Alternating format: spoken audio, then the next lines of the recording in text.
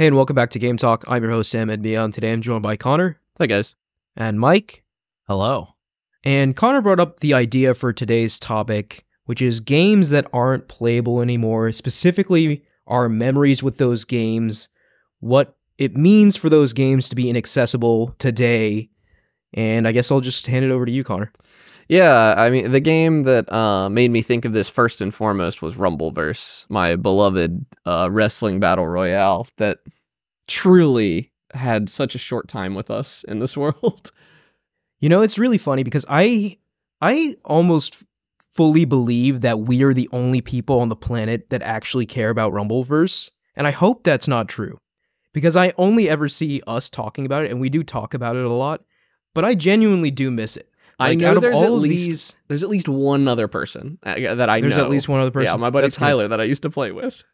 But that's what I'm saying, like, for someone like me who never really touches these Battle Royale games, this one was just unique enough for me to be interested in it. Like a melee-focused wrestling Battle Royale, and I thought they pulled it off so well, and I had so much fun playing this game when it was live, and it's just a shame that really no one seemed to care. I'd have bought that game. Like, it didn't need to be free to play for me. I'd have paid $20, $40 for that pretty happily if I got some cosmetics with it. Yeah, I think, like, other than Helldivers, I think that was the last online-only game I really played heavily. Yeah. Yeah, I have a few. Like, I also, I've been doing some work in my free time lately.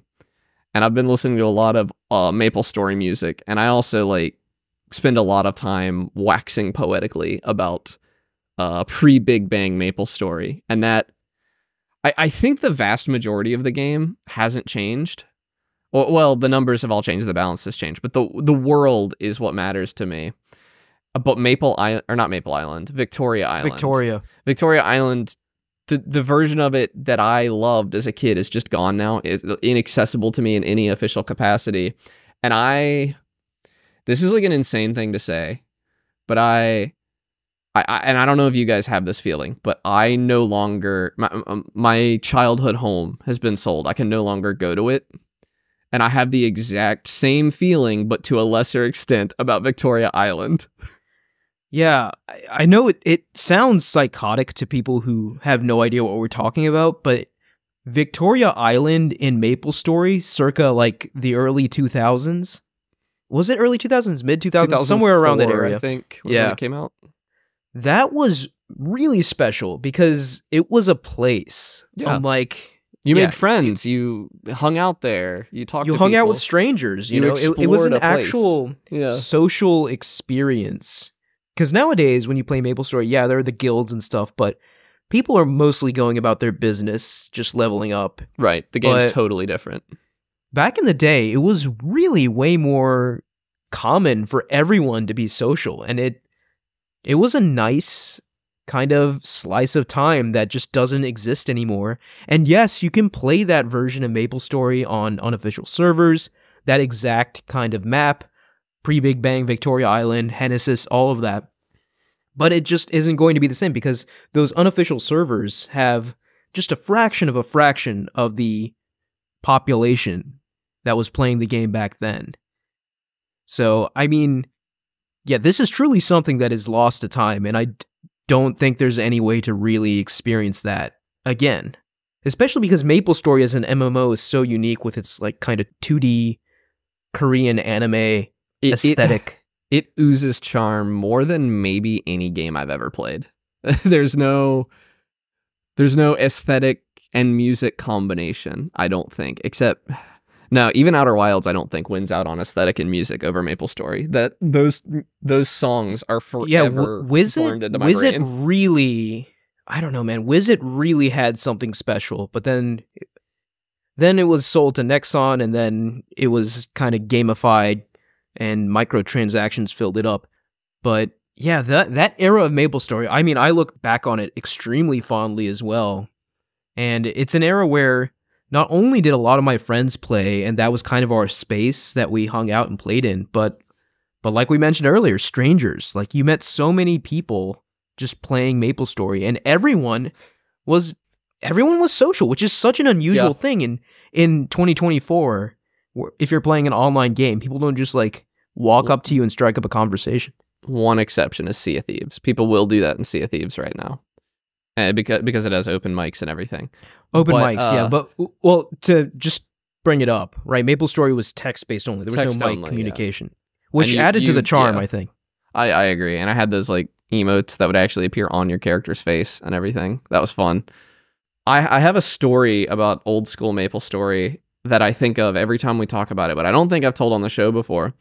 I think in middle school at the time, maybe late elementary school, and I'm exploring around Alinea, the magician town in the forest, which has like the best music in the game. I still love those. I still listen to that music all the time. And I ran into a couple that were like trying to figure out how to get married in the game. And I, like being a kid, I just wandered into every nook and cranny on this map, so I knew where to go to do it. And I spent the rest of my evening like walking them through the quest to help them get married. And then I like never talked to either of them again. Was it called Amoria? I'm trying to remember. Yeah, Amoria. Yeah, it was Amoria. And Amoria was tricky because it was easy to get there. You just talk to a guy. But I remember it being kind of difficult to get out. There were a few things in old Maplestory where it was easy to get somewhere, but it would like have a cost to get out. There was some beach you could go to, and I had a bad habit of doing this. I would like soft lock myself essentially because I was super low level, and I would manage to get somewhere, and then I wouldn't be able to kill any of the enemies, and I could not get out. I managed to get to Sleepywood one time by just dodging all the enemies, and I was stuck there for days until someone was nice enough to escort me out. I love that so much, though. That's not something that could happen in a game. At least I don't know of it, right? Like, where you can actually, if you're not careful, get trapped in a game. Yeah. You know, like, there's so many easy modes and ways out now, but, like, it really feels like that old version of Maplestory was really uncompromising. Because I do remember, I mean, I have so many stories like yours, where I remember once, there was this kid in my school, and I don't even know him that well, right? Like, I just knew him as a kid in my class. But then he mentioned he had Maplestory, and we met in-game, and my jaw dropped, because he was like a level 85 shadower or something like that. Which was huge back in the day. And at the time, that was just like a mind-blowing milestone, because I was still barely second job. Leveling up took forever I back never in the got day. to second job as a kid. I was an adult the first time I got to second job. Yeah. I mean, so to get to third job is just, that's like, you're some ancient being of extreme power I can't even comprehend, you know? And nowadays you can get from 1 to 150 in like a couple hours. They put a hyperbolic... No, yeah, you can get there. I think there's an event going on right now. I was watching a video about it because I was thinking about this. You can get there in 35 minutes, I think. There's like that's just a hyperbolic time chamber event man. going on that where you it renders the whole game pointless in my opinion. And I get it. Like, I think I'm in the minority here. Maplestory is still a very popular game. People enjoy the current iteration of it, but it's just not what I played back in the day. So anyways, yeah. Big Bang just ruined it for me, yeah. Yeah, Big Bang, yeah. So maybe we're just boomers, but I feel the same way. But yeah, so I hung out with this guy. I was like, dude, that's crazy. I just don't even understand. How many hours do you have in this game? And I forget what he said, but eventually we hung out with a few of his friends, like his guild mates, and they went on like to some area of the map. I think it was, oh my gosh, where was it? Was it Leafray? It was some really high level area, and I mean they were just was it Orbis? No, it was high level in Orbis. Okay, because I got stuck in Orbis a few times back when you had to actually wait I have some for the stories boat. about Orbis. Yeah, we'll talk about that in a sec. But yeah, so these guys just go and kill these eldritch monstrosities, which I can't even touch, right? I can't even hit them, and if they hit me, I just instantly get obliterated. So it was really this kind of perilous, like, sticking close to them, making sure I don't touch anything, and just witnessing the power of these gods that I was amongst. It was a lot of fun. Yeah. But yeah, like you mentioned, that was another experience, and we have definitely talked about this on the show before, but I'm going to mention it again. There was a ship to Orbis, which is basically a separate continent. And it only you ran like every actually 40 have to minutes or something. physically wait for this ship to arrive. And then you had to wait on it while you crossed the sea. You purchase a ticket, board the ship, and then actually wait on the ship for it to cross to the continent. Forever. Which is hilarious. Nothing like that could exist today. It's People so don't have charming. the attention span for that sort of thing. Like, could you imagine something like that happening today? No, I used to love this. I'll probably talk about this game a little more in a minute when we're done with Maplestory, but Mabinogi, it used to have a system called moon gates, and every night in the game, all of the moon gates led to the same place all across the world. And so it would just kind of create these hotspots of people. And there were some areas that were only accessible by moon gate, and then you'd be trapped there until the next night when the moon gate there led somewhere else. And that was cool. And they've changed it now so that the moon gates are not only always open all day and night, but you actually choose where they go now. And that's so boring. It used to be like when I saw the moon gate led like a name that I didn't recognize, I was like, well, this is going to be an adventure. And I would go through it and I would just be who knows where. It really is the thing of like the game now, Maplestory in particular, is easier to play than ever.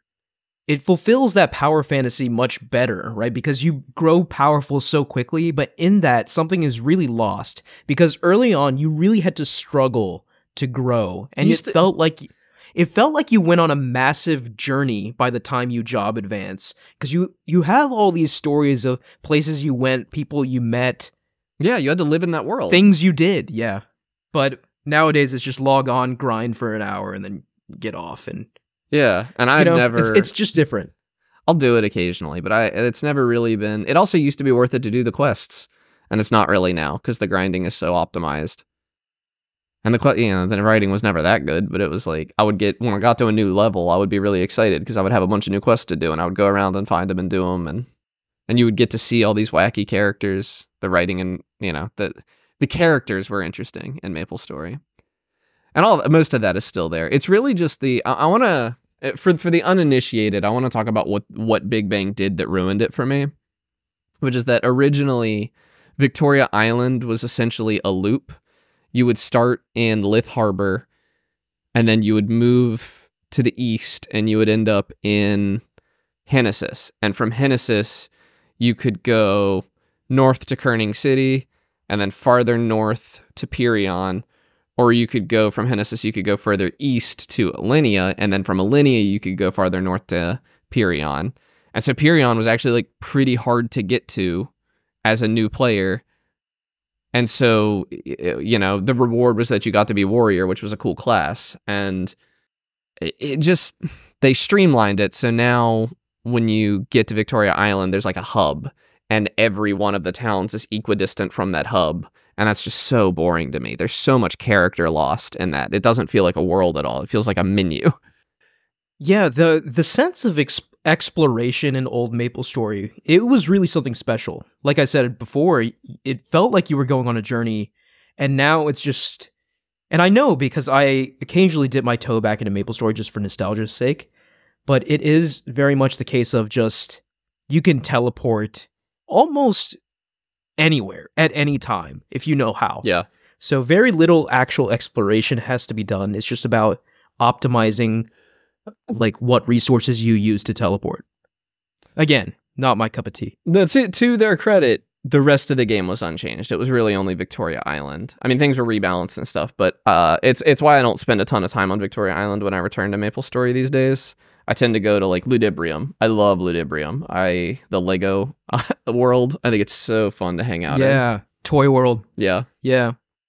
Yeah, that's what I'm saying. Like, so much charm.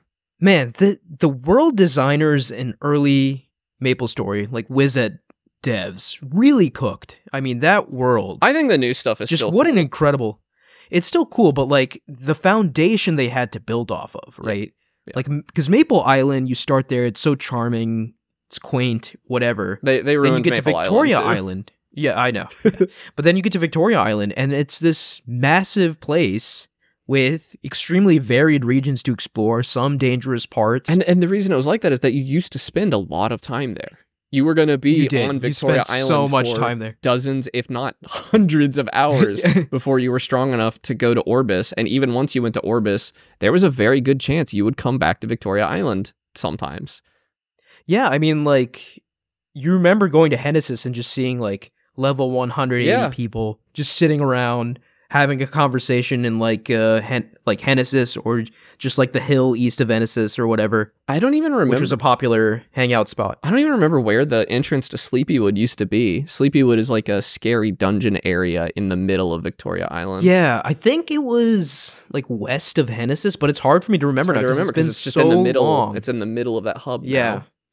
And I don't even know if it'll let you in if you're under a certain level now. And yeah, where's the adventure? Too many guardrails now. Yeah, but yeah. Anyways, yeah, I could reminisce about old Maplestory all day. And I do want to point out, like, we are not alone in being reminiscing about older MMOs.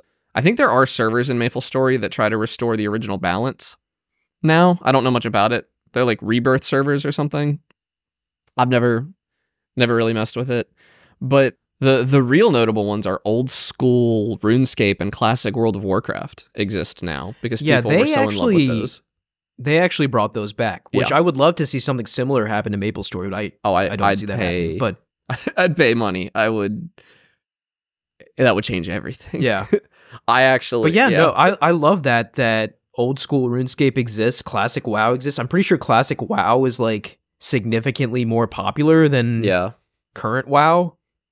Yeah, so these MMOs just jump the shark sometimes. They just go on too long. That's the other one. I don't think we're going to spend as much time because I'm the only one who's played it. But Mabinogi, that game still exists. You can still boot it up and play it, but it's kind of a ghost town now. There's not a ton of people playing it, and the people that are like level 1 billion because there's no level cap in that game. And yeah, I remember you talking about it like an episode or two ago, and the thing that really stood out to me is that you used to have to go to actual magic classes or something several times a day or something. It was in-game days. An in-game day is 1 hour. But I think you had to go... I think it took 3 hours. I might be getting this wrong. And they probably changed it since. But you used to have to go to class... I don't think... It can't have been 3 days in a row. They can't have made you play for 3 hours. That'd be ridiculous. But you had to show up to class on time and talk to the teacher, and she would actually talk to you about the mythos of their magic. And if you did that the right number of days, you would learn the spell. And then there was another, that game was really neat. The counterattack skill. This game doesn't have classes. You can learn every skill, and you just kind of specialize in what you like. And I learned the counterattack skill from an enemy using it on me. If an enemy used an attack on you enough times, you could learn it from them. And that's really cool. Yeah, there was some canonical way to learn it, I'm sure, but I didn't learn it that way. I learned it from a wolf beating my snot, like beating the snot out of me is what I'm trying to say. And I just love that game. That world is a friend wanted to fire it up and play it the other day, and we played a dungeon or whatever, but the game is still there, but the world that I lived in is not. I have dozens of friends on my friend list that have not been online in years. And I'm not gonna make new friends. There's guild stones all over the place, and it's like a graveyard because none of those guilds are active anymore. They're just, it's sad. Yeah, that's how it always goes with MMOs. That game's coming back though. It is coming back, right? Like all these games come back, have new versions, whatever, but it always seems like something gets lost, even when they do come back. I don't know, man. They're porting Mabinogi to Unreal Engine 5 right now. They're calling it Mabinogi Eternal, and it looks good. It looks extremely good. And if they just port over progress, if I don't lose my character, maybe some of those friends that I haven't talked to in 10 years will pop on, and I'll be able to like reconnect with them for a week or something and play the game. Maybe, but 10 years is a long time. I know. Like some of them probably don't even. I know that. It's always the case where like some of them, it could have just been some fleeting thing, and they don't really look back on it as fondly as you do. No, I know Aaron remembers me. That's how life is. It can't have been fleeting. He was like top 100 players on the server. He was insane. Okay, yeah, if you're that good, that dude then, was, he no-lifed that game. I always kind of wondered if he had like something in his life that like stopped him from going outside, because he was always on. Yeah. I don't know. Like, so the other one I played back in the day was RuneScape, and I know old school RuneScape is a thing, but I played RuneScape when I was in like 5th and 6th grade, so this was a long time ago. And I think I did log on once or twice, like a year or so ago, just to check it out. And it was almost like stepping back in time. Yeah. Because like all these places I remember, and a lot of these mannerisms I remember too. I remember like people crowding in the bank, yelling about selling things, people buying girlfriends and all this kind of nonsense. Armor trimming. Yeah, it was kind of surreal to step back into that. So I guess it is possible to recapture that kind of vibe. It's just that Maplestory doesn't seem to have any interest in doing so. No, they another game I used to play. I don't want to talk about it a ton because I don't care as much. But a game called Flife, or Fly for Fun. It was the first MMO to have a flying mechanic, like at all, as far as I know. And it actually just runs in browser now. You don't even have to download it. So I did play it for a few minutes the other day. It's just more accessible than it's ever been. Seems to still have an active population too. It's just not good enough for me to go back to. Yeah, I remember you said that was like your favorite MMO once on the show, It was my right? first. Your first MMO, okay. Yeah, it was a huge deal for me. I played a ton of it back then, but I don't remember anybody's name from that game like I do from Mabinogi. It just wasn't as much, but I certainly have memories in it. I just don't remember any individuals. Another thing I was thinking about is that there are entire consoles of dead games now. All of the Monster Hunter games on 3DS, the multiplayer is just pretty much inaccessible now. Yeah. Because it was online. Fortunately, on 3DS, you can still play those missions. You just have to play them alone. But there's actually a Monster Hunter 3, I think it was on the Wii, is about half of the game is wholly inaccessible now because you have to have a network connection to play those missions at all. And that's just... Yeah, I mean, emulation saves a lot of games, but these games with like an online-only component sometimes are left in the past. Yeah, I think the game, if we have any younger listeners, the one they're thinking of right now is Fortnite. It is unrecognizable from its original Fortnite Battle Royale, which we saw recently. They did OG Fortnite. It was a big event and you could play it. I don't think it's accessible anymore though. All those maps are just gone. And I even feel it a little bit. I don't care for the current Fortnite map. I miss the one that had Anvil Square has been my favorite so far. And I just don't care for it right now. With Fortnite, it's interesting because that original map was my only experience with Fortnite. And for a while there, me and my friends were very into it. Yeah. So I remember, gosh, what do I remember? I remember Greasy Grove and Tilted Towers. Tomato Town. I don't know if those... I don't know if those are a thing anymore. They were recently. They actually brought Tilted Towers back in a modern Fortnite capacity for a little bit. But they're not in the game right now. I even remember when they added Tilted Towers to the game, because I played before Tilted Towers, and I remember them patching it in. Yeah, Boomer, like, Fortnite. I think it's very wild that like people will experience a Fortnite that's completely different than what we experienced. Yeah. Yeah, I mean, it's just a game that is constantly throwing content away.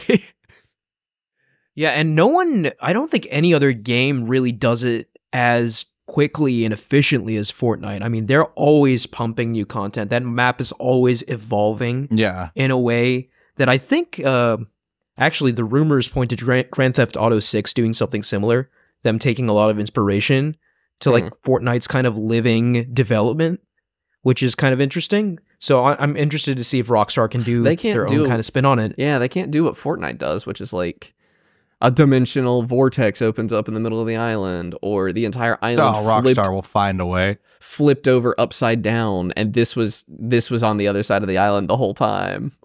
Well, things like a live event happens, right? Because I think like a meteor hit Fortnite once, and then that permanently changed the map. Yes, that was cool. And I was actually the map was playing just for like that. Things like that, like live events that happen in-game that then change the map for the foreseeable future. I think Rockstar has some ambitions of that for Grand Theft Auto 6. But like I was saying, like, Epic are the only ones to really do this sort of thing. Yes, games get updates all the time, but in a sort of kind of live, organic way, the way that Fortnite does it is unique. I do love it, but I do alternatively, I do think it is my God-given right to feel nostalgic and return to something. And you just can't do it with these games. And it's upsetting because it's bad enough that I can't return to my childhood home, but there's no real reason that I can't walk around the original Fortnite map or something and think about the old days. I do wonder though, like with the younger kind of generation, the generation that grew up on Fortnite, right? Like they're kind of used to things being fast paced, things changing very quickly. I wonder if they even have nostalgia for like older versions of Fortnite, or if they're just totally comfortable with the quickly evolving nature of the game. I don't know if they call it nostalgia, but, and I suspect they do because nostalgia is very popular in pop culture, but people complain and say that OG Fortnite was the best Fortnite's ever been all the time. I hear it constantly. Yeah, I don't know. I guess nostalgia is something that transcends generations. Everyone will always have nostalgia for something. Yeah. I just, as a 30-year-old, it's just wild to me that people are nostalgic for earlier versions of Fortnite. Oh, yeah. But if you think about it, fast now. If you think about it, it does make sense, though, because there are kids who started playing Fortnite who are still playing Fortnite as adults, which is just, what? That fact blows my mind. Yeah. Yeah, that's just crazy, man. Yeah. No, I mean, you could say the same thing. We were kids who grew up playing Maplestory, and then, you know, when I was 20 years old, I was nostalgic for Maplestory. I was an adult going back to that. Only 8 years later. Yeah, I don't know. It just feels, I don't know. It feels different with Fortnite for me, but maybe that's just because I think we're just old. An older guy. Yeah. I mean, culture definitely moves faster. Fortnite moves so much faster than anything we played growing up ever did. I mean, you used to be able to buy a game and be pretty confident it was going to be the same game the next time you played it. Yeah. And that's just not true anymore at all. And plus, you know, like, I guess commenting on maybe some younger gamer habits, a lot more like kids, people growing up are comfortable with only playing Fortnite. Yeah. You know, that's their game. They don't play any other video games. And that's not the way I played games as a kid, right? Even when I played MMOs, yes, I would invest tons of time into them, but I would always want to return to my consoles or Nintendo or whatever. But a lot of kids these days, Fortnite is their video game entertainment. Yeah, there was definitely a time for me that Mabinogi was that for me. There was probably a year where I didn't play pretty much any other games. It was just that you know, I've said on the show before, it was so bad that I had to walk away from it at some point. It was affecting my life.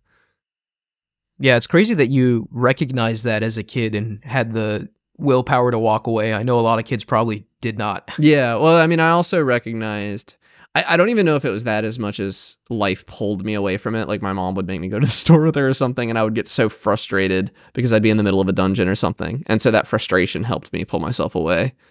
But I don't know. Sometimes kids will surprise you sometimes. Yeah.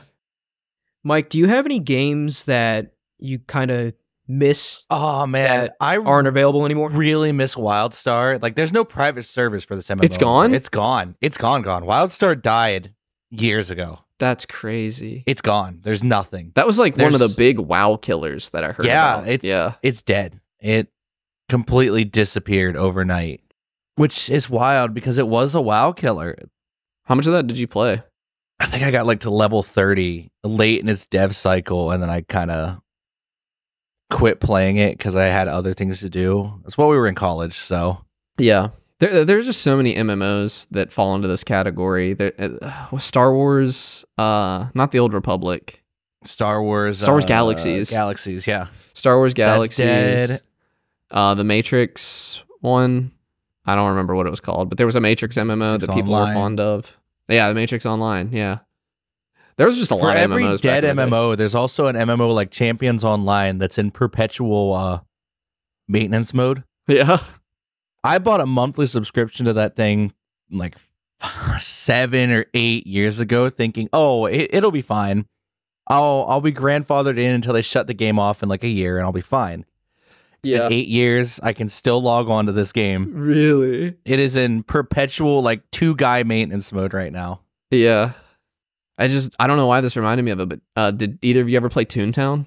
Oh my god. Toontown's alive again, though. Toontown is not alive again in any official capacity. Toontown Rewritten is an unofficial fan server.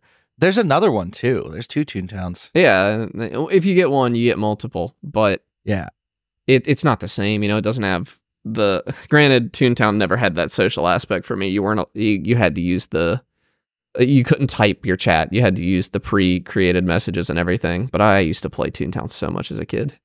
Yeah. I never had a subscription. My parents wouldn't pay for it, which they were probably right to do so. Yeah, I that was had the a other thing. I subscription to remember Toontown. as a kid really kind of pestering my parents for like, oh, I want to be a RuneScape member, or oh, I really want NX Cash. And they must have just thought I was such a degenerate. Well, that was the other Crazy. problem. That was the problem with Mabinogi for me. It was a free MMO, so I played a lot of it, much like Maplestory. But people caught on that I liked it, my friends, my family, and they started buying me Nixon Cash for like every life event. And I probably have between $100 and $200 of which doesn't sound like a ton now, I guess, with like people who will spend thousands on microtransactions and stuff, but to me, That could as a kid, do a lot in $1 to $200. Well, it actually didn't go that far in Mabinogi, unfortunately. And it sucks. That's just so much money on a free game. And of course, all the stuff I bought, they give away for free now. I've seen, I played a new character and it's like, you know, because the game's on life support, like Mike said. It's still getting decent updates, but its population has shrunk. They've closed servers. They've had to consolidate. And yeah, And there's also games like no one can play the original Overwatch. That 6v6 format. That's an it's egregious gone one. Forever. Yeah. I paid $30 to play 6v6 Overwatch. And now it doesn't exist anymore. It's just gone forever. I will never be able to play Overwatch as it came out. When they announced Overwatch 2, we were promised that Overwatch 1 wouldn't go away and that it would still be there and Overwatch 2 would be like more PvE focused. Yeah. And then it comes out, Overwatch 1 shuts down, and it's like, oh, wait, now it's a 5v5 game, and everything's different. Have fun. Yeah, I see the frustration there. Yeah, that's the reason why it's the worst reviewed game on Steam right now. Really? Still. I didn't know that. I still think it is. There's a lot of bad games on Steam. Yeah, especially like, I don't know, from a game preservation angle, it's always kind of frustrating hearing about these multiplayer games just getting tossed into the void. Because like with basically any other kind of game, there are ways to keep it going if you really want to. Yeah. But for these games that are running on like proprietary company servers, they're just kind of gone. Yeah, I would say as a developer, I know that it's not necessarily this simple. But it is such an act of good faith when you shut a game down to open source the server software or something. So that, and I also think there's this weird contingent of modern games where like we're not developing the attachment and like social structures of the games of old where like people were forced to, talk to each other to actually play the game. I 100% agree. You are not like you don't have to live in the world anymore. You can just matchmaking has made solo. everything easier from a game development point and from a queue point and from a customer point, but it's removed that sit in a lobby with a bunch of people waiting for a queue to pop. Yeah. Matchmaking for like dungeons and party quests and stuff in MMOs, I think is just a mistake. It's just killed MMOs. I made so many friends in Mabinogi just hanging out at the dungeon entrance. Yeah, same with Maplestory. You used to hang out outside the entrance to a dungeon. People were forming a party. You'd pester them to try and join. And if you were new, they like teach you how to play. And it was all experience. Yeah, and now you don't get that anymore. It can just all be done through menus now. Yeah. Now you just sit there and go grind while you're waiting for a queue to pop, and then you're in. You don't talk to these people. And you don't make a friend. Like, you don't make a friend. There's no friends there. Because like the guy, when you have to introduce yourself, hey, I'm this person. I want some friends to run this dungeon with. Oh, hey, okay, yeah, we were wanting to do that too. Like, you have started a repertoire, and I don't have any numbers for this, but the vibe to me is that they're less likely to be mean to you now. Whereas if you were just in a menu and you get paired with random people, and then you're like bad at the game, there's a reasonable chance they're just going to be mean to you for being bad at the game. Yeah, I don't know. The less like social threads there are, the more kind of everyone else is dehumanized. Yeah. You're just kind of like another part of the game. Yeah, the less effort it takes to get into a game, the less likely you are to just talk to these people. Yeah. But like some of my most interesting times playing like a game like League were when I recognized someone from the last game on like my team or the enemy team. Is that before or after they insulted your mom and told you to kill yourself? They never get, usually it's my own team that's toxic. If they're on the enemy team, we're just bullshitting the entire game. Yeah, no, the enemy of my enemy is my friend. The enemy of my enemy is the my enemy friend, of my and it's not teammate. my team. Yeah. I have seen an entire game dogpile on one person because they started just calling everybody horrific names. Yeah. So the entire lobby starts clowning on them. Yeah. We bonded over one stupid person. I'm sure that can happen in League, but yeah, League is definitely not the game I go to. League is ancient, though. socialize. League's a dying game, too. I think we're in the era of all these old blood games like League. I need to think of others. Ooh, mostly League. League's a dying game. A lot of the MOBAs are dying and they're disappearing purely because it's hard to onboard people into a MOBA. Yeah. And as your player base gets older, they have less and less time to play said MOBA. Yep. It's happening to Dota. It's happening to League. Smite's releasing a new game, so whatever. Valve's literally dumped all of their devs off of Dota and onto Deadlock. They're done. They're done with Dota pretty much. Deadlock, just from an outsider's perspective, does like seem like some sort of evolution of the It is a very it's I want to say it's innovative. It innovates on how a mobile works. And I don't know, my opinion on it might change in a year or two when it's solidified as a game and not just Valve employees throwing bricks at a wall, you know?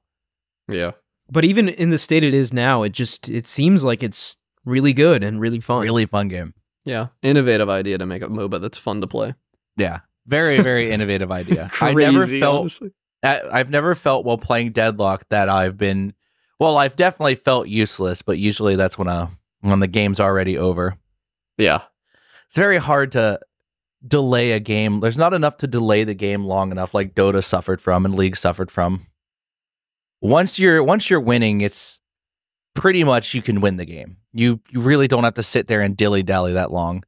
Yeah, I remember back when I dabbled in League, it was just like a miserable process to lose because like sometimes it's obvious you're going to lose, but like one guy in your team's just like, no, I'm not going to surrender. So you just have to kind of sit. It's not that fun to win either because it takes 40 minutes. Yeah. Like you can start winning in the first like 15 and then you have another 25 minutes of like just waiting for it to happen. I've had games of Deadlock where both teams have been even and one mistake was what lost us the game and that was it.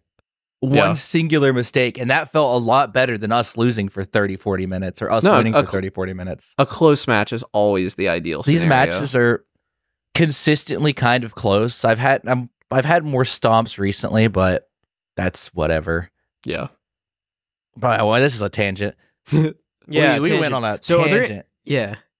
Are there any other games we want to shout out? I want to shout out Battlefront. Games that no longer exist. Original Battlefront 2. You can still play it with a fan server setup and everything, but you're never going to get back to that original action.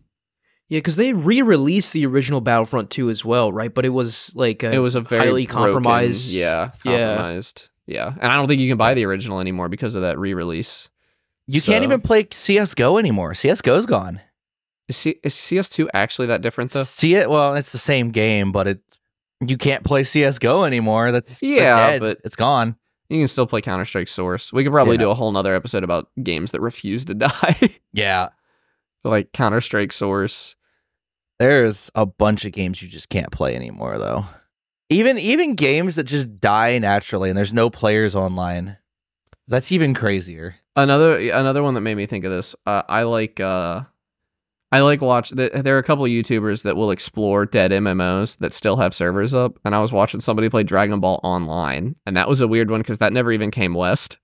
Wow. Yeah, I remember hearing about that. I wanted it way so bad. back and getting so excited. I was like, "This is going to be my dream game," and then obviously. It looks like don't work it out looks that way. terrible. I watching the guy play it. It looks horrible. Dragon Ball Xenoverse was essentially that idea put into a fun game.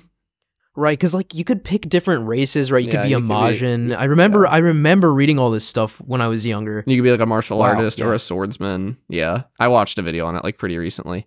It's one of those things where putting the world of Dragon Ball into actual 3-dimensional space kind of ruins it for me, because it weirdly took away a lot of the magic that is in OG Dragon Ball to me. Things were weirdly close together, and you just had to make it up. I feel like in concept, it's not a terrible idea. It could be done. Yeah. It's just a very difficult thing to do, and they were certainly not up to the task. Like something Now- that's always weird is they always make it feel like Kame House is pretty close to the Lookout, and I don't think they're actually anywhere near each other in the world. But no, like, no, not at all. for gameplay reasons, they typically have to be reasonably close to each other. Now, as something I do want to shout out, speaking of dead games, I do want to shout out Nerd Slayer for his deep dives into dead games. That might be who I watched. I don't remember their He name. doesn't go into like dead servers. He just breaks down why a game died. Does he do the detective thing? Yeah, he does the whole detective thing. Yeah, I think that was who I was watching. Yeah. Cool guy. Cool guy, does a lot. All right. Any other games we want to shout out before we move on? I think I'm good. I want to shout out that Spore is apparently alive again. What? It has a dev team. There's like 3 people that are working on it right now. Doing what? I don't Why? know. They announced that they have a Discord server, and they announced that they're keeping the servers up for another 5 years. Okay. Keeping the dream alive. That game- Keeping And the there's lie a dev alive. team of like 3 people at EA who are working on this game. You just come twist the knife, Ahmed. Like, they're not going to update any kind of major updates, but they're doing bug fixes, and I think for Yeah, Spore. a decade too late.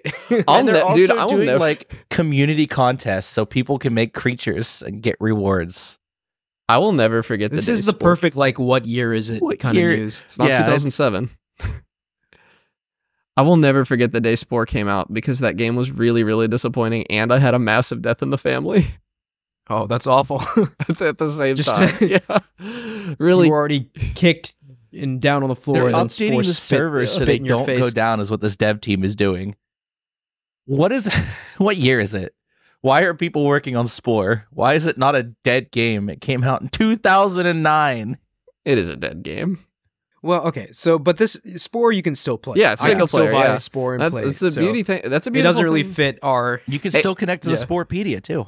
The It's thing still about there. asynchronous multiplayer like Spore is like, maybe stuff's not getting added to it, but all those creatures and stuff are still there. You can still play it. They're still. Yeah, It's still capable. You can't even play. Speaking of asynchronous multiplayer, you can't play Evolve anymore. yeah, I remember. That was a Oh, big yeah. ticket Yeah. game.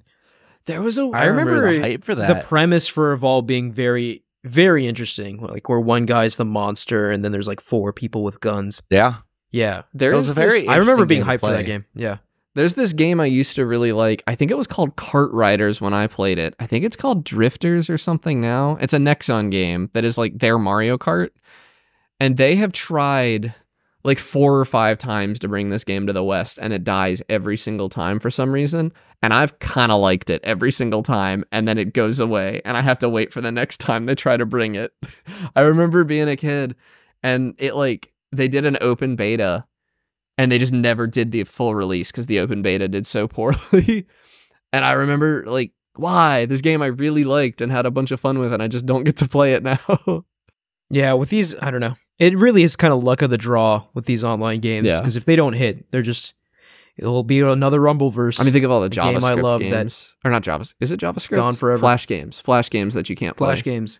I think there are emulators for it now, but embarrassingly, the hours I spent playing Robot Unicorn Attack, the many hours I spent. Did you guys ever play that game?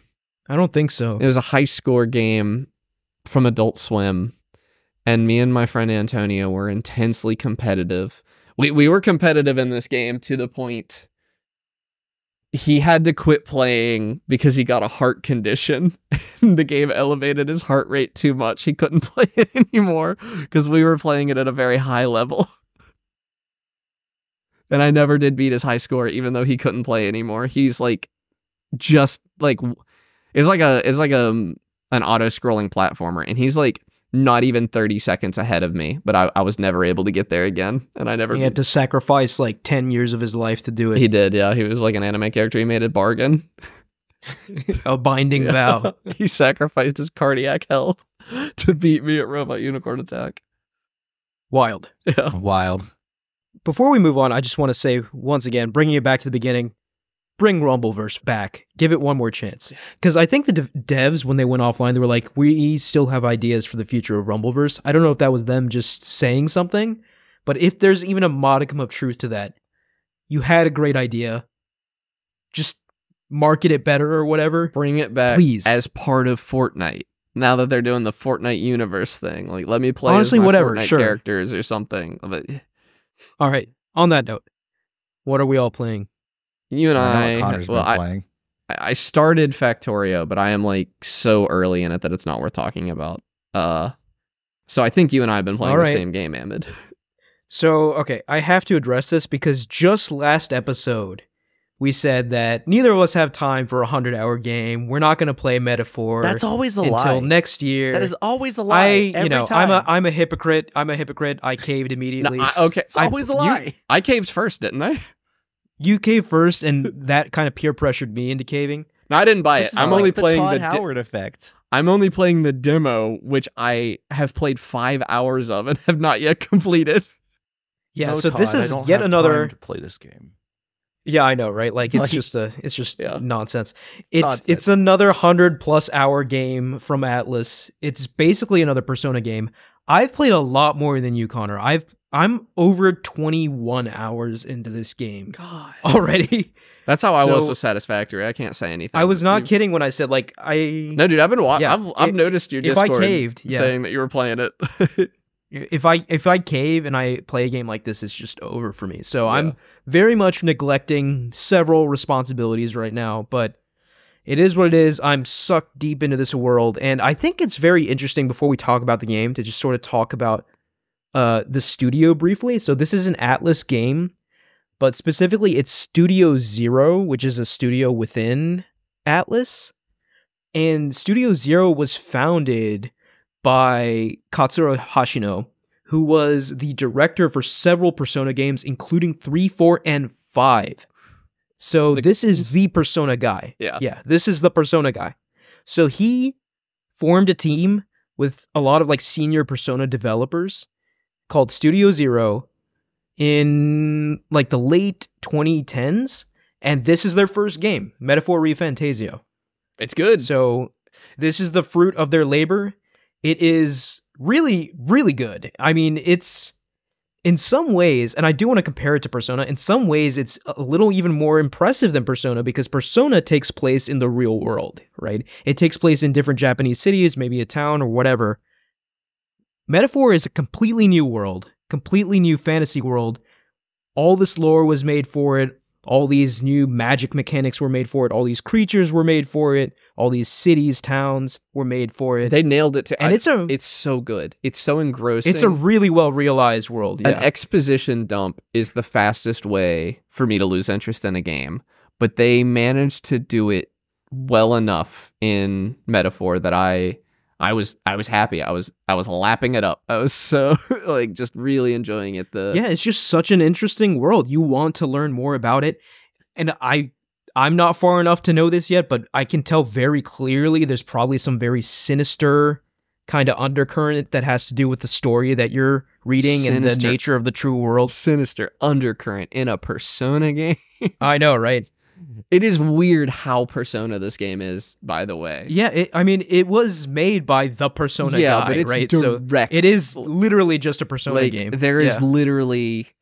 The Blue Room is called the library, but it's still a mysterious, like, blue thing alternate that dimension. You interact with, and it takes you there. Or you fall asleep and you end up there. There's still... And you talk to... I saw this online and I thought it was so funny. Moore is just yassified Igor. Yeah, he is. Yeah. And like I'm thinking of the library in my head right now, but I'm hearing the Blue Room like dun dun dun dun. Like I can hear it in my head, but I can't hum it. The song from the Blue Room. Is it the same song? Surely it's not. No, it's a different song. Okay. But that leads me to my other point. the music in this game It's is good. just It's good. killer. And It is just killer. The music in the room, it's regal, it's stately, Yeah. it makes you feel like you're going on an important journey, right? And the story of this game, I think very obviously, this isn't a spoiler, but it's the story of how your protagonist becomes a king. Yeah. At least that That's seems probably like what it's the gonna story. be, yeah.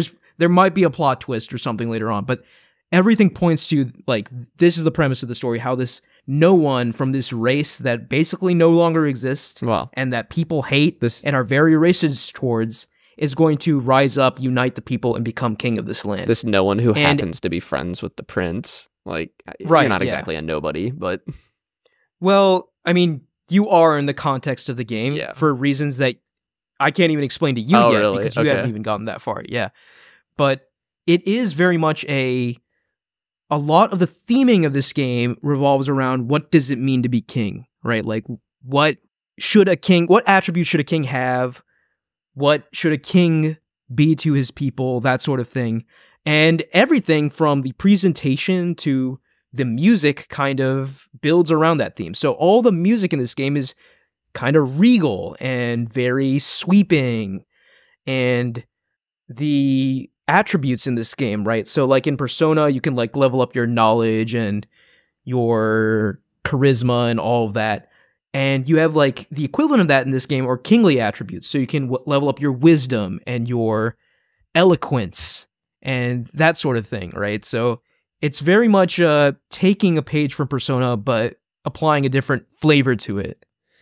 it's an interesting shakeup because interestingly, this game takes so much from Persona, but it does not take my favorite thing from Persona, which is the feeling of just being a teenager and hanging out with your bros. I agree with you. That's Yeah. not in this game, but That's not in this game. at all so far for me. But they've still managed to like they've so engrossed me. It's so rare that fantasy grips me like this game has. Like even Baldur's Gate, I'm not that interested in the world really.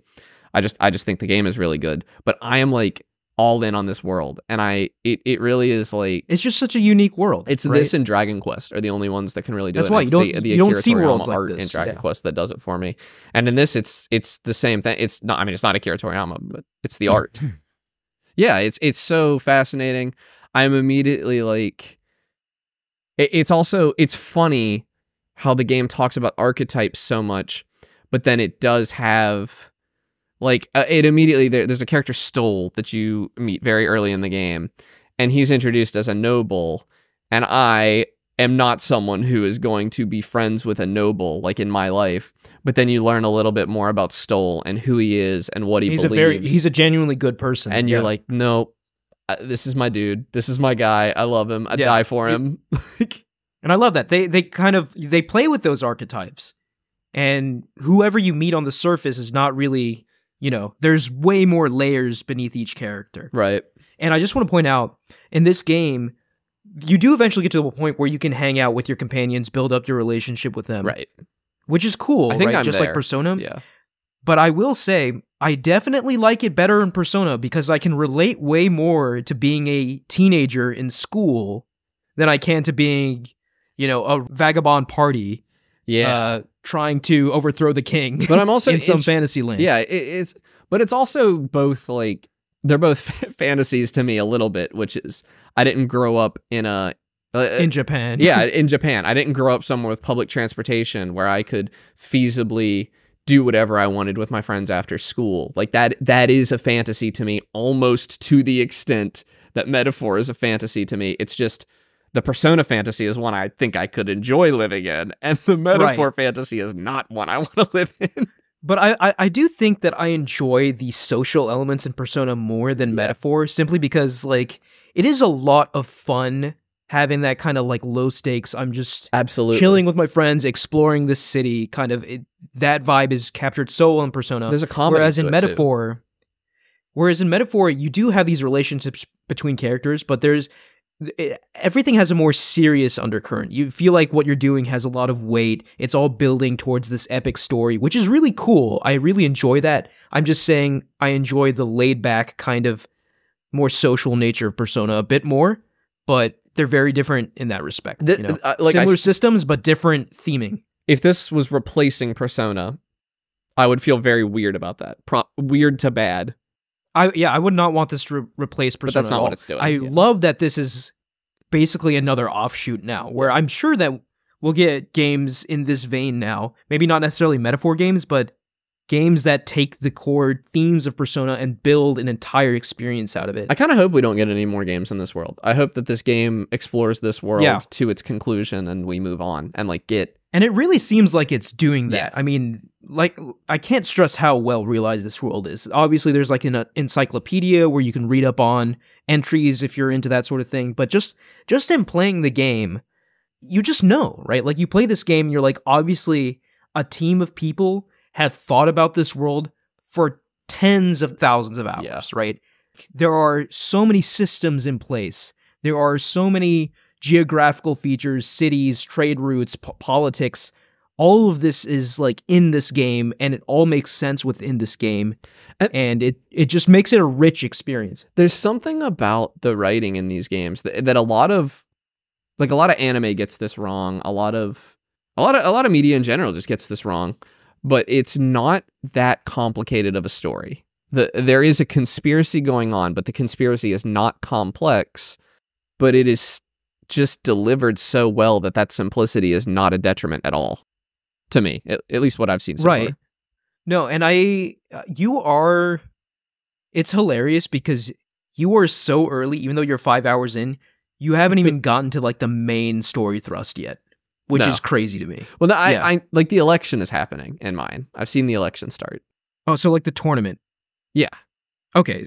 So that seems to me like the main story arc. Yeah. Where this is going to take like 80 hours or whatever to resolve. Yeah. Like a tournament for the throne. And again, this isn't really a spoiler. This is like the main conceit of the game. This was in the first trailer. Yeah. Yeah. So I'm at the part of the game where this tournament has begun, and I've basically gone to the first of 3 major locations where this tournament will take place. Okay.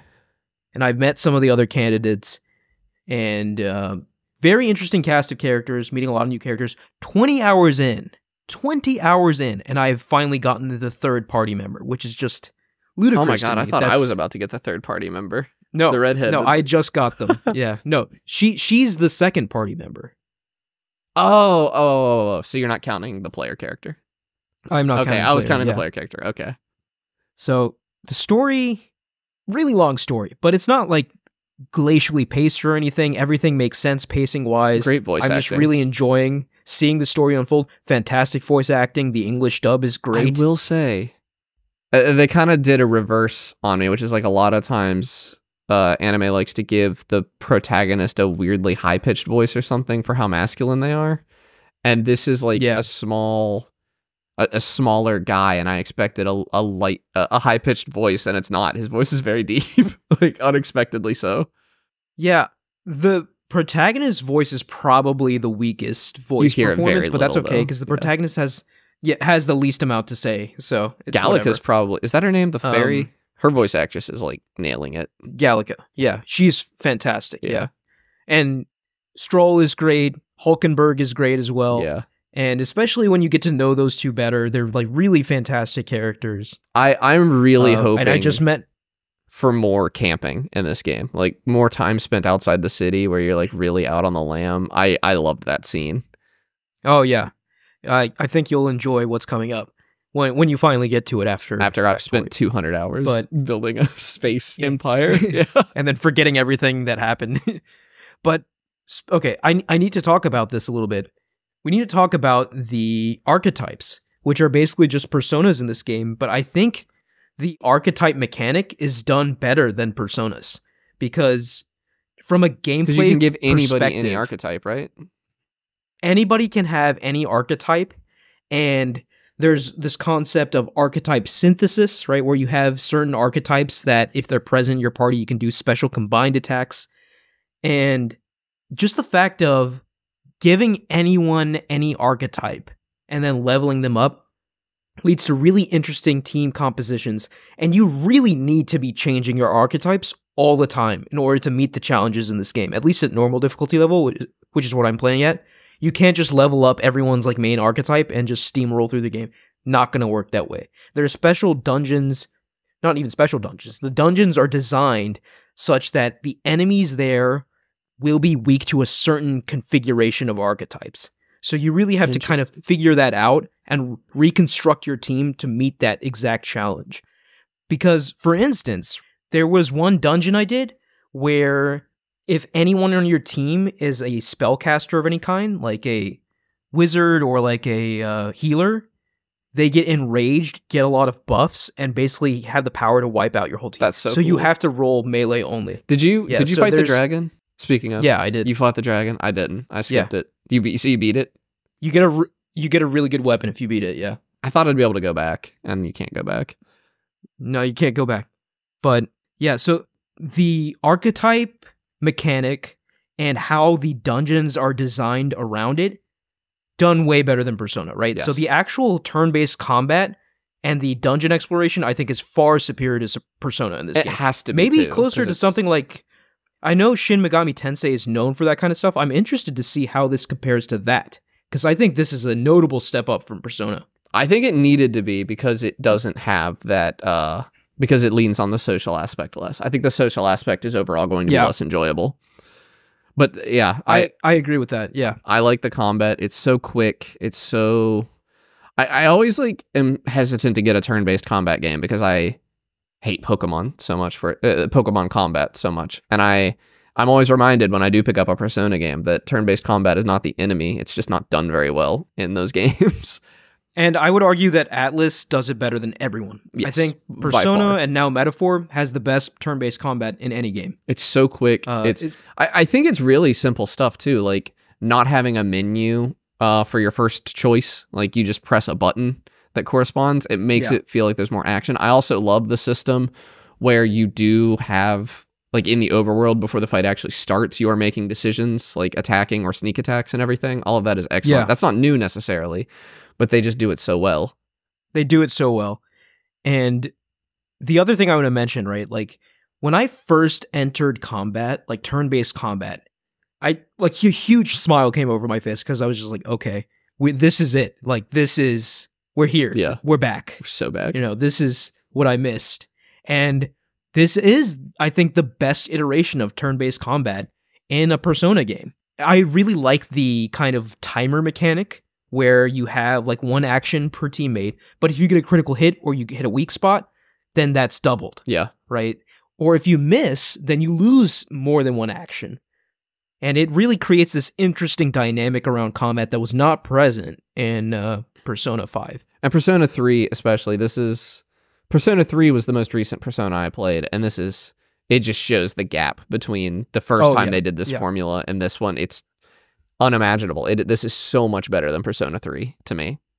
Yeah, and also just commenting on the archetypes a little more, they're so much more varied than the Personas, because the Personas, I mean, they have much more unique and cooler designs, I think, but they play largely the same, right? They all have skills they can learn, and yes, those skills are diverse, but it's all pulling from the same pool. With the archetypes, there are vastly different playing styles, right? So obviously you have like your warrior, your mage, whatever, but I just unlocked a merchant archetype. Oh, interesting. Which attacks using money as your currency. So your attack. So you lose money? Oh my god. You lose money when you attack. Can you make money?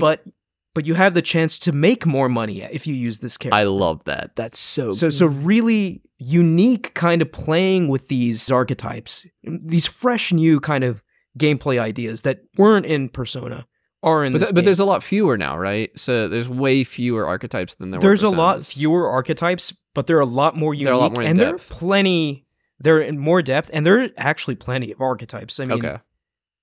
Dozens, I would say. The menu at first makes it seem like there's not that many, but that's fine. I mean, it seems like around a couple dozen, but I don't know. I'm still early in the game. There still could be a lot more.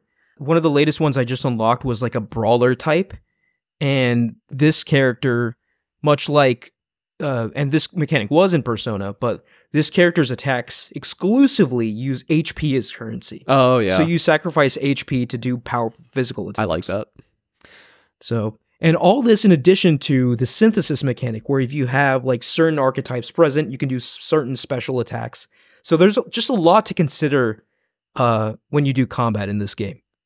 I gotta say, I also really, really love the like handshake graphic that appears when you meet somebody.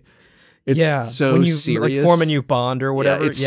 You'll be talking to a little girl for like 30 seconds, and suddenly it's like, bonk. You shake her hand, and then like kingly music plays or whatever.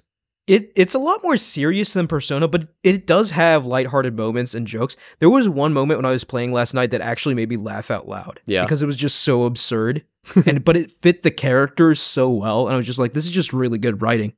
Yeah. So I'm just looking forward to seeing what the writing in this game can do, because I think it's just going to be on a whole other level as I progress through this game.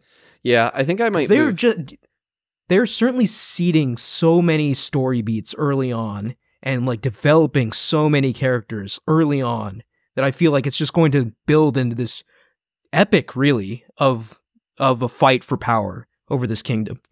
I think I might move more deeply into this in November or December as the releases slow down.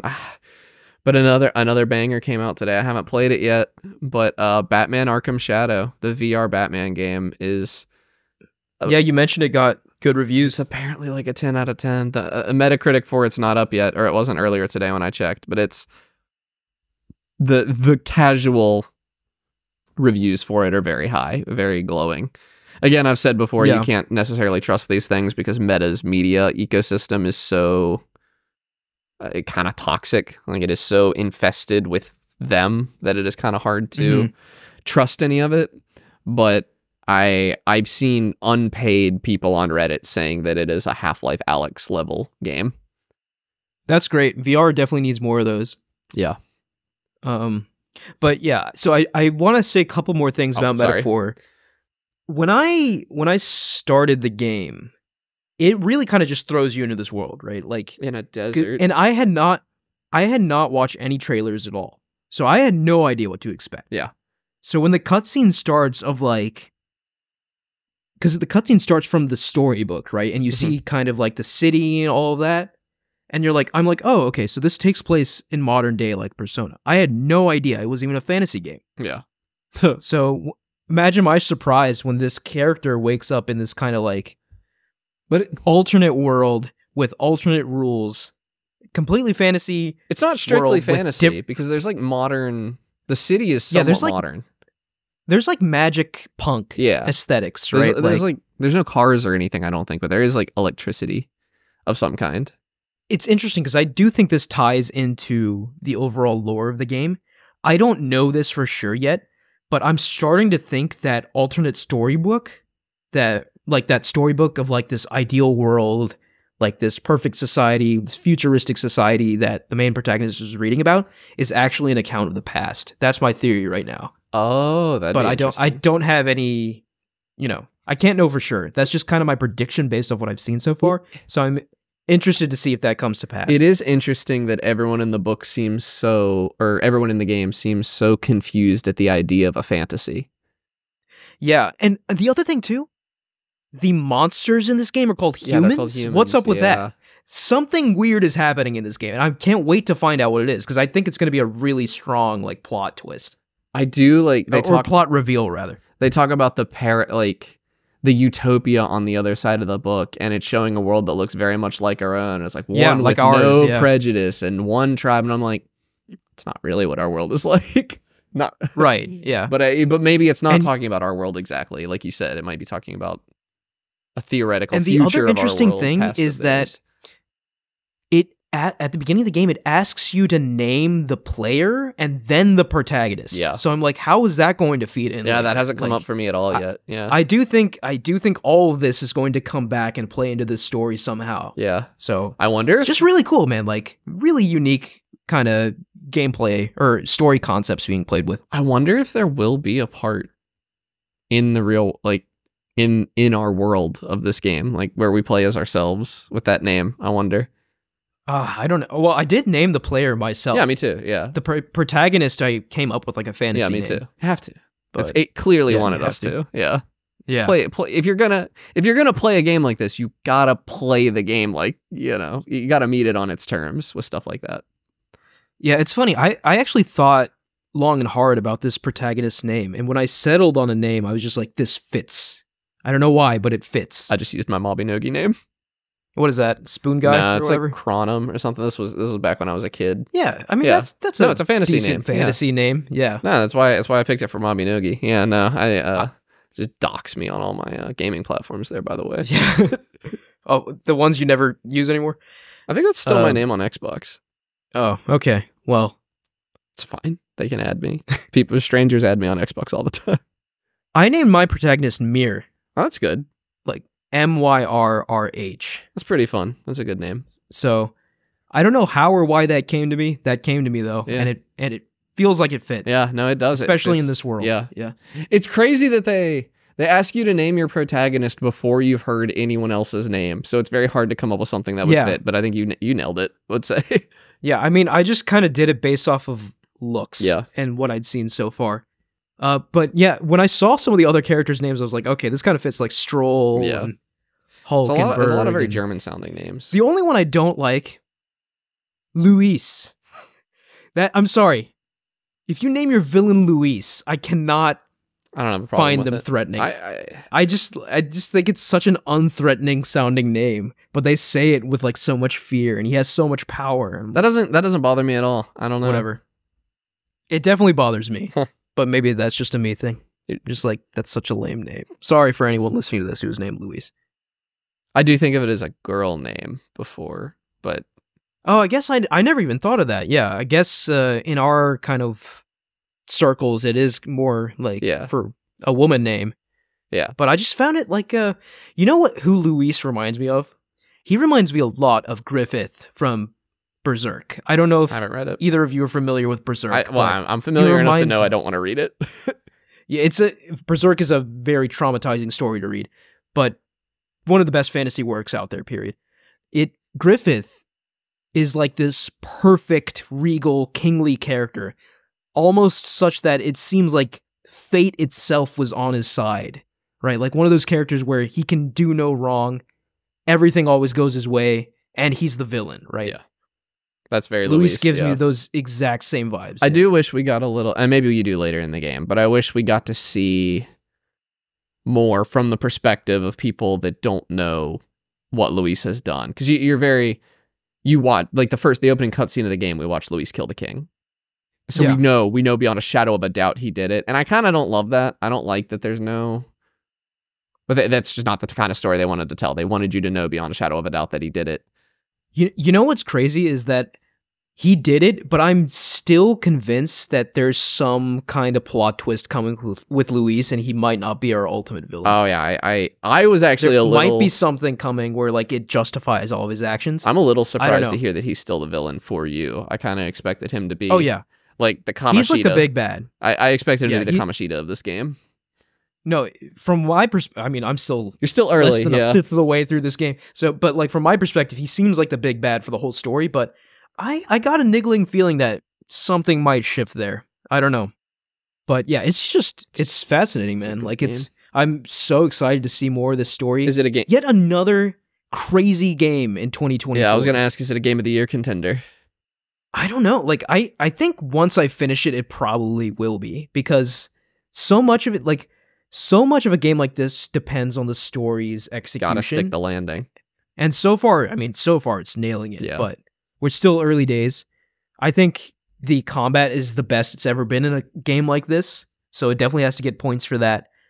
I mean, if you ask me right now, I would say yeah, this is a game of the year candidate. Wow, So it's just gonna be it's a crazy year. off bracket this year. Like we always said 2023 was crazy. I think 2024 has been I crazier. kind of think 2024 is crazier because last year everyone kind of knew Baldur's Gate was the best game of the year. I have no idea what it's gonna be this year. This year we have like a dozen games of like sublime quality duking it out. yeah, It's going to be very tough. But okay, I think we've talked about Metaphor I got a tight for long enough. 30 to Yeah. 40 minutes of metaphor in here. Ooh. Mike, have you been playing anything? I have been playing. I talked about after the podcast how I was playing My Summer Car, and I really only finished the car. Decided, yeah, I've had enough of this game and haven't touched it since. Oh no. Well, that's the point. There's not much to do after you put the car together. Oh, I kind of figured it was like a road trip you had to do. No.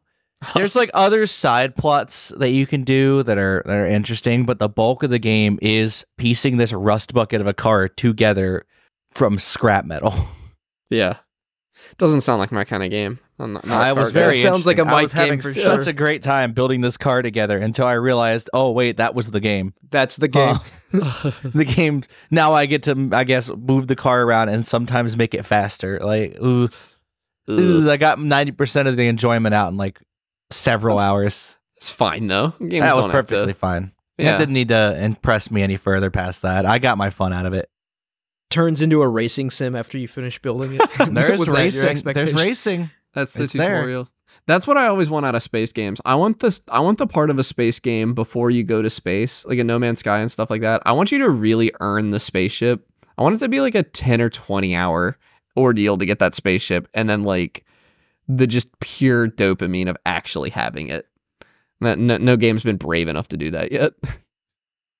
Does Kerbal Space Program do something like that? No, Kerbal Space Program. I mean, you can get to space very easily in Kerbal Space Program. You kind of have to earn staying there by being smart enough to build a rocket that can get into orbit. Yeah. And then this is something I do to myself a lot. Kerbal Space Program had a demo that only had the moon in it. It had Earth and the moon and like a pretty limited set of rocket parts. And I told myself that if I could get a rocket that would land on the moon, I would buy myself the game. And that took me over 20 hours to do. Dang. Yeah. It turns out rocket science is hard. Yeah, who would have thought? Yeah. Yeah. So how long did it take you to build that car? Hold on. That was my final car. 5 hours. 5 hours of putting this car 5 together. hours to build a car. Quarter of the way to the moon. Quarter of the way to the moon. This is exactly. It's just Kerbal Space Program for car people, and I'm not even a car person, but apparently I was suckered into it. Oops. And it's all everyone speaks Finnish, so it's hard to know unless I read the subtitles what's going on. Oh, Is it a Finnish game? okay, so it's It is a Finnish game. Okay. The That's whole cool. the whole idea is you're this Finn who is whose parents have left for the summer, and they've given you a task to rebuild your dad's like rust bucket from scratch. So that's what I spent 5 hours doing, is rebuilding a rust bucket. and it was worth, you say? Oh, it was 100% worth. This might actually be my kind of game. I kind of like these artsy fartsy short 5 hour games. Oh, there's more to do after 5 hours. There's a good bit. It's just that I don't want to interface with it. And You're it probably, solid. if I hadn't used a guide, it probably would have taken me 10 to 20 to put this car together. Because I'm gonna be straight up. I used a guide, and it took me 5 hours. Well, I mean, I wouldn't know how to build a car from I scratch. wouldn't either. So. Could you now? Probably not. No, not at These all. video games, they're not teaching the youth useful skills. I mean, if you want to learn how to build a car, just play Banjo-Kazooie Nuts and Bolts. Yeah. So true. Or Tears of the Kingdom. So, I Or can't wait Tears of the till they Kingdom, yeah. re-release Banjo-Kazooie Nuts and Bolts to spite people. Dude, this is All right. totally unrelated, but I gotta say it. I read something today that suggested that Microsoft bought Rare because they thought it would get them Donkey Kong, and that's so funny to me. I don't know or care whether or not it's true. I choose to live in a world where It's definitely not true. so- I mean, no, come no. on. I know for a fact a company bought Marvel to get Superman one time. Wait, what? Yeah, somebody bought God, what's the story?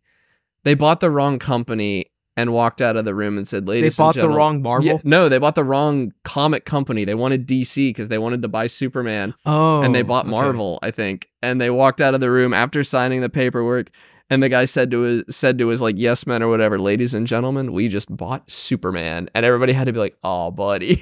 Oh no! I just can't believe that. I'm No, sorry. dude, There's suits just are no way suits that's are true. stupid. They're the dumbest people alive, dude. When you have that much money, you don't need any sense. Yeah.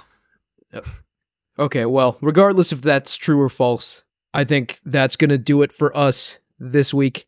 Thank you all for listening. You can follow us at Podcast Game Talk on Instagram, TikTok, YouTube, and Twitter.